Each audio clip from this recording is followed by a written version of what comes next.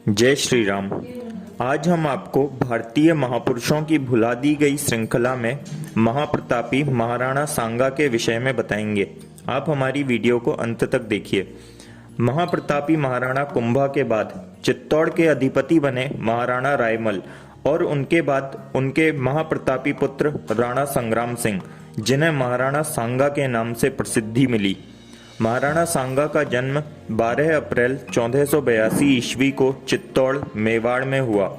वह 1508 ईस्वी में चित्तौड़ के राज सिंहासन पर आसीन हुए। इस समय दिल्ली का शासक इब्राहिम लोदी था।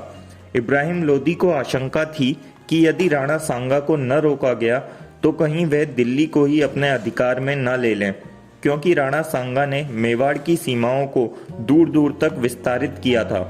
राणा सांगा ने दिल्ली के बादशाह सहित सभी मुस्लिम सत्ताओं की नाकों में नकेल डालकर उनके कुछ क्षेत्रों पर अधिकार कर लिया था। इब्राहिम लोदी ने एक विशाल सेना लेकर मेवाड़ की इस हिंदू सत्ता को नष्ट करने के लिए आक्रमण कर दिया। महाराणा सांगा भी सेना लेकर आगे बढ़े। हाड़ौती की सीमा पर खतौली गांव के पास दिल्ली की शाही सेना से टक्कर हुई। राजपूतों की मार से शाही सेना, जो 2 लाख के लगभग थी, भाग खड़ी हुई। इब्राहिम लोदी ने भागते सैनिकों को रोकने के बहुत प्रयत्न किए, उन्हें धर्म और ईमान की सौगंधें खिलाई, किंतु सेना नहीं रुकी। सुल्तान भी अपनी अंतिम टुकड़ी के साथ आखिरकार भाग खड़ा हुआ। इब्राहिम का शहजादा भी भागा जा रहा था, किंतु हार जाने की ग्लानि उसे वापस ले आई। वह कुछ सेना लेकर वापस आकर पुनः युद्ध करने लगा। शहजादा बंदी बना लिया गया। इब्राहिम लोदी ने पुत्र की चिंता न करके दिल्ली जाकर ही सांस ली। शहजादा बंदी बनाकर चित्तौड़ ले जाया गया।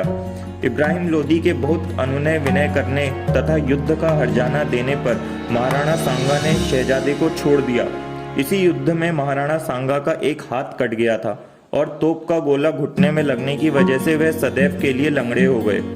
इसके बाद इब्राहिम लोदी और बाबर का युद्ध हुआ, जिसमें इब्राहिम लोदी मारा गया और बाबर ने दिल्ली पर अधिकार कर लिया।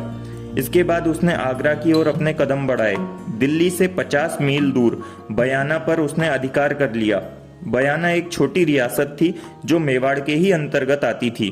राणा सांगा के राज्य पर बाबर आक्रमण करे, राजपूत यह कैसे सहन कर सकते थे। राजपूतों ने बयाना पर धावा बोल दिया।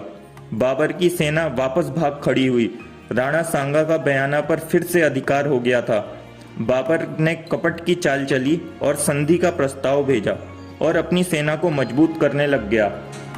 बाबर 1 मास तक सैन्य संगठन करता रहा और सेना मजबूत होते ही 1528 ईस्वी में उसने फिर से आक्रमण कर दिया।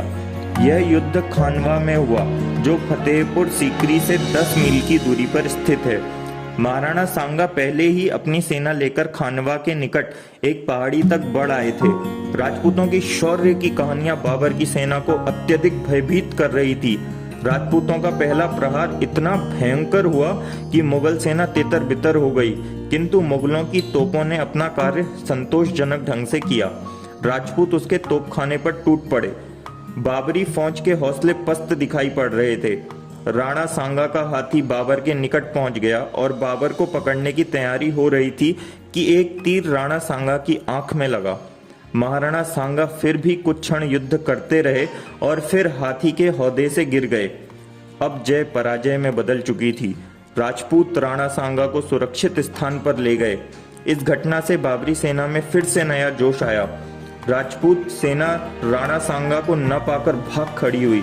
महाराणा सांगा की हार हो गई। उनका शरीर घावों से पहले ही छलनी हो गया था। एक हाथ, एक पैर, एक आंख भी छत विछत हो गई थी। शरीर में 80 घावों की चोट लिए वे तब तक जूझते रहे जब तक तन में प्राण था। महाराणा सांगा के विषय में कहा गया है, 80 घाव लगे थे तन में, फिर भी व्यथा नहीं थी मन में। अर्थात शरीर में 80 गंभीर घाव लगने पर भी उनके मन में तनिक सी भी व्यथा नहीं थी। महाराणा सांगा 45 वर्ष की आयु में ही 30 जनवरी 1528 ईस्वी को वीर गति को प्राप्त हो गए। महाराणा सांगा का यह अद्भुत पराक्रम भावी पीढ़ी को सदा प्रेरणा देता रहेगा। महाराणा सांगा को हमारा बारंबार नमन है। भारत के इतिहास के ऐसे ही भुला दिए गए योद्धाओं के विषय में जानने के लिए हमारे चैनल को सब्सक्राइब कीजिए, बेल आइकन को प्रेस कीजिए ताकि हमारी नई वीडियो को आपको नोटिफिकेशन मिल सके। और अगर आपको हमारी ये वीडियो अच्छी लगी तो हमारी वीडियो को लाइक और शेयर कीजिए। जय श्री राम।